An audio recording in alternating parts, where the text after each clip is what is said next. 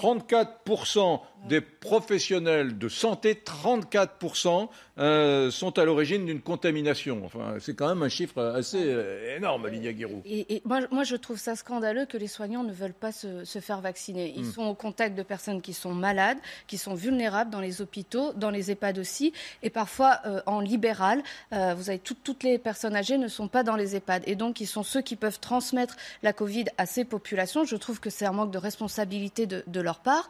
Et quand on est un soignant, on croit en la science, on croit au vaccin. Et donc, leur devoir, c'est de se faire vacciner pour protéger ceux ils sont au contact des malades. Ils doivent se protéger, ils doivent se faire vacciner.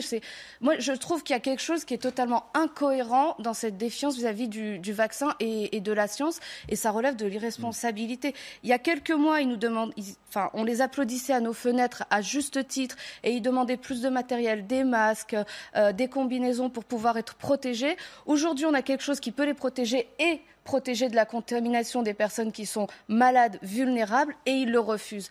C'est un message qu'ils envoient à la société qui n'est pas très bon, et je crois que s'ils ne vont pas vers la vaccination, il va falloir les obliger.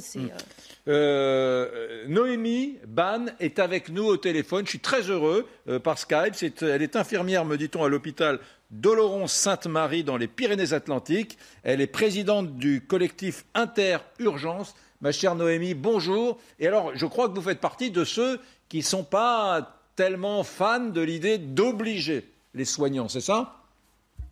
Oui, je ne suis pas fan, en effet, d'obliger les soignants à se faire vacciner. Pour quelle raison ? L'obligation me paraît absurde et c'est trop, là. C'est trop, mais attendez, Noémie, j'entends ce que vous dites. Moi aussi, je suis pour la liberté de conscience, de choix des gens, etc. Mais de savoir que dans les EHPAD, 60% des soignants ne sont pas vaccinés, je me dis, il y a un truc qui cloche quand même, non ? Et il y en a combien qui ont été contaminés à la Covid, du coup, dans ces 60% ? Ça, je ne sais pas, je n'ai pas le chiffre. Mais ce que je sais, c'est que 34%, la contamination à l'hôpital, 34% des personnes contaminées à l'hôpital l'ont été par des soignants, quand même, Noémie.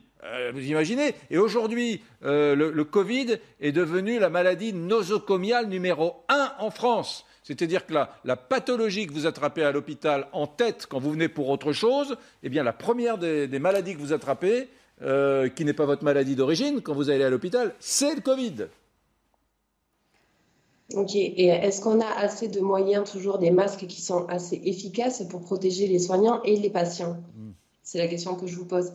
Aujourd'hui, on a toujours des masques KN95, des masques chinois qui ne sont pas adaptés à notre taille, qui ne sont pas testés dans les labos français et qui ne sont pour nous peut-être pas très efficaces. Et aujourd'hui, on travaille toujours avec. Il y avait un arrêté qui autorisait à les utiliser jusqu'au 1er mars. Ils sont toujours en circulation dans nos hôpitaux.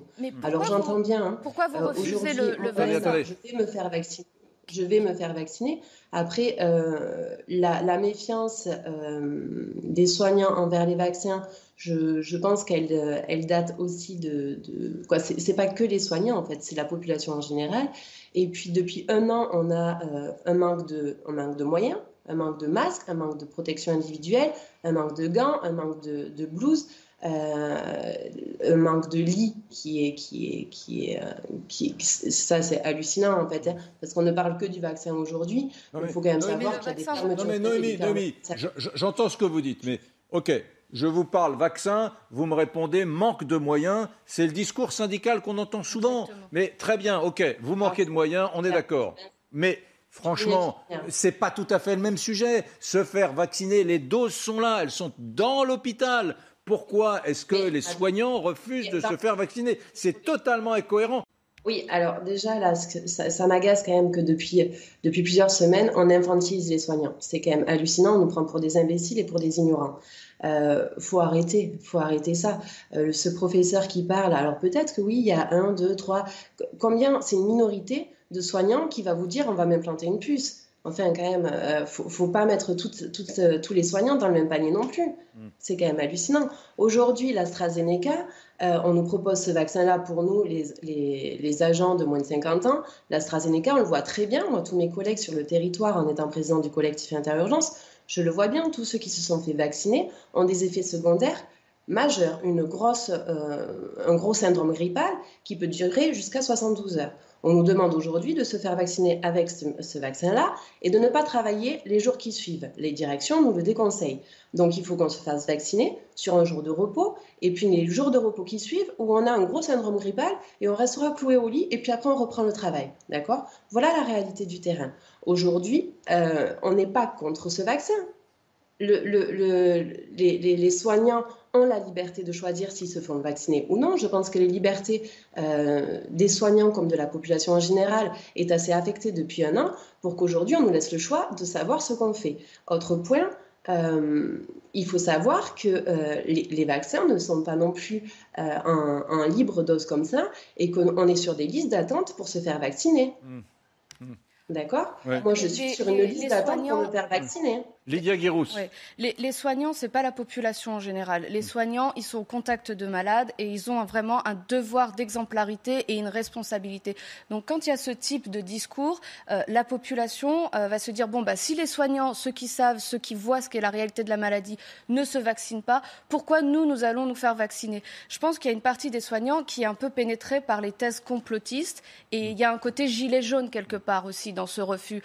Ils ne croient pas en l'autorité de la pensée médicale et scientifique. Ils ont une défiance envers le politique et ils utilisent aussi peut-être, pour certains d'entre eux, cette crise de la Covid pour avoir des revendications syndicales, pour avoir plus de moyens. Et je trouve que c'est assez sinistre, très malvenu de faire ça à ce moment-là, parce qu'il y a des vies qui sont en jeu. Et je voudrais rappeler quand même que dans le cas des EHPAD, il y a un moment, les familles ne pouvaient plus aller voir leurs parents, leurs grands-parents dans les EHPAD. C'était complètement fermé, c'était complètement bunkerisé. Et les seuls qui avaient accès aux EHPAD, c'était des soignants. Et il y a quand même eu des clusters et des contaminations dans les EHPAD. Donc c'est arrivé par les soignants. C'est pour ça que je dis qu'il y a vraiment un devoir d'exemplarité et il y a une responsabilité qui est très forte. Et moi, je suis vraiment scandalisée quand j'entends des discours de rejet du vaccin. On ne peut pas se le permettre parce que la population écoute et les gens vont être également dans un rejet du vaccin. Ouais. Oui. Juste un mot. Oui, il y a un devoir d'exemplarité et je suis entièrement d'accord avec vous.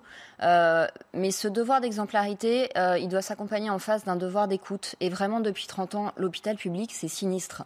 Enfin, moi, en psychiatrie, moi, pour qu'il y ait des ajouts budgétaires sur l'administratif, on retirait la formation psy spécifique aux infirmiers. Donc moi, qui étais psychologue, je leur expliquais des choses. Et je pense que c'est pas qu'ils profitent de cette crise pour faire du syndicalisme, c'est qu'en fait, on en est là et on est confiné aussi parce que ça fait 30 ans qu'on fait rien pour l'hôpital. On met de l'argent d'impôt, mais sur l'administratif, pas sur du soin. Donc les patients sont perdants, les soignants sont perdants. C'est un débat qu'on doit avoir à un autre moment. C'est un débat qu'on doit avoir à un autre moment. On ne peut pas systématiquement, et c'est important la question des moyens, même si on ne peut pas avoir toujours des moyens. Non, mais les moyens, c'est pas de l'argent. Les moyens, c'est utiliser l'argent différemment. On est sur la question du vaccin, on est sur la question de l'image que renvoient les soignants qui ont été applaudis aux fenêtres à 20h pendant le premier confinement. Il y avait un espoir. Aujourd'hui, on a la solution qui s'appelle le vaccin et ils sont dans un refus et il y a seulement un tiers qui sont vaccinés. Oui, mais je crois qu'on doit se demander ce qui signifie l'image est très mauvaise. Ah bah oui. Aujourd'hui, Noémie Ban, vous, l'infirmière contre la vaccination obligatoire. Aujourd'hui, dit le porte-parole du gouvernement, on fait le pari de la confiance, mais après, il y a une étape après qui pourrait être la vaccination obligatoire. Oui, alors je suis en effet contre la vaccination obligatoire, mais je ne suis pas contre la vaccination, qu'on soit bien clair. Je remets encore sur le tapis, mais combien de soignants ont été contaminés à la Covid ? Les chiffres, c'est très bien, certes, mais en fait, les chiffres, il faut aussi les corréler avec le nombre de soignants qui ont été contaminés à la Covid. Si vous avez un pourcentage de soignants qui ne veut pas se faire vacciner, mais dans ce pourcentage, vous en avez déjà la moitié qui ont été contaminés à la Covid, il faut peut-être revoir les chiffres. Parce qu'en effet, quand on a été contaminé, on garde des anticorps. D'accord ? Et c'est contre-indiqué de se faire vacciner dans les 3 mois ou 4 mois qui suivent la contamination. Donc, je pense que quand vous émettez des chiffres, quand les médias disent attention les soignants, c'est pas bien, il faut se faire vacciner, c'est vous qui montrez l'exemple. Ok, très bien, mais arrêtez de nous taper sur le dos avec un bâton pour nous dire c'est vous qui montrez l'exemple et vous le faites pas. Ok, mais pourquoi on le fait pas ? Pourquoi on le fait pas dans ces cas-là ? Parce que on n'a pas les doses qu'il faut. Aujourd'hui, je vous dis, moi, je suis sur la liste d'attente pour me faire vacciner parce qu'on a été contaminé et qu'on n'est pas dans les clous pour se faire vacciner. Ok, et parce qu'en effet, on a de la méfiance envers le gouvernement qui, depuis un an, avec cette crise sanitaire, ne sait pas gérer. Faut-il obliger les soignants à se faire vacciner? Ce n'est pas un sondage, c'est notre petite consultation ici dans Brunet Direct sur LCI. Il y a quand même, oui, je regarde, il y a Noémie, il y a 57%, ouais, c'est assez partagé, des gens qui disent oui, il faudrait l'obligation obligatoire. Juste une toute petite question, réponse courte. Noémie, ça se passe comment chez vous dans les Pyrénées-Atlantiques, l'approvisionnement en vaccins? Est-ce qu'il y a suffisamment de vaccins pour vacciner la population générale ou est-ce que vous avez des citoyens qui protestent et qui disent « j'y arrive pas, j'ai 75 ans, j'ai toujours pas été vacciné ». Mais non, il n'y en a pas assez. Je vous dis, je suis toujours sur liste d'attente moi-même. Donc forcément, la population générale, il n'y en a pas assez. Donc c'est bien beau de dire il faut se vacciner, il faut se faire vacciner, les soignants, vaccinez-vous, mais donnez-nous les moyens aussi. Donnez-nous les moyens.